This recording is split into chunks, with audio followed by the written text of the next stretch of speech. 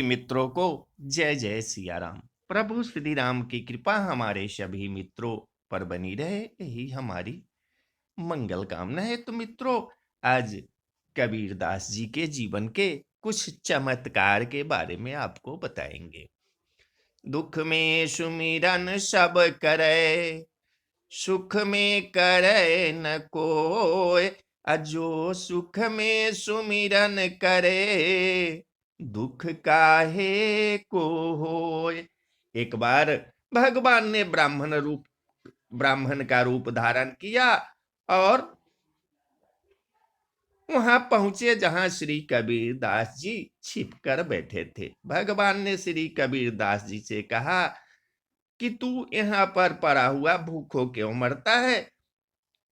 श्री कबीरदास जी के घर पर जा, जो भी कोई वहां जाता उसे वे 2.5 सेर देते हैं, इसलिए अब तू देर मत कर, वहीं चला जा, जल्दी से जा। श्री कबीरदास जी घर को आए और सब समाचार देख सुनकर प्रेमानंद में पूर्ण रूप से मग्न हो गए। भगवान के द्वारा किए गए नए नए कौतुकों से तथा वैभव की वृद्धि से परम अकिंचन भक्त श्री कबीरदास जी का धैर्य कैसे रहे?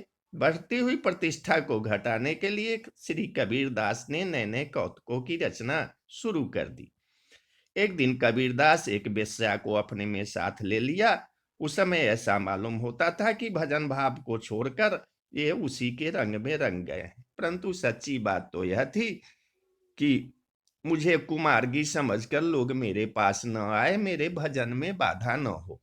श्री कबीरदास जी को एक वेश्या के साथ देखकर संत जन डर गए कि श्री कबीरदास यदि माया से मोहित हो सकते हैं तो हम सरीखे साधारण लोग कैसे बचेंगे? और दुष्टों को मन में बड़ा भारी सुख हुआ। वे कहने लगा, हम तो कहते थे कि यह ढोंगी है, हमारी बात सच निकली। श्री कबीरदास जी ने जब संत और असंतों को ऐसे भाव जाने, तब वो वेश्या को साथ लिए हुए वहां पहुंचे जहां काशी के राजा के सभा लगी हुई थी।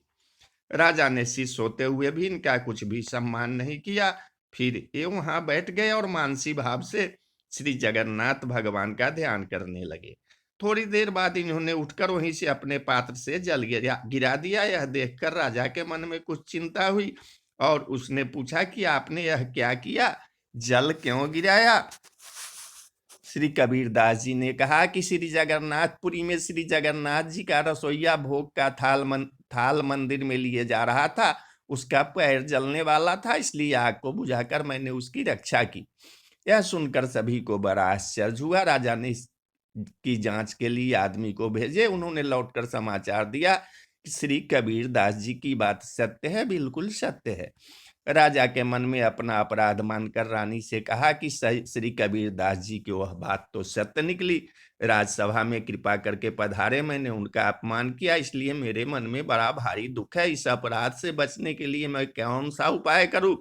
रानी ने कहा कि उन्हीं की शरण में जाने से काम बनेगा।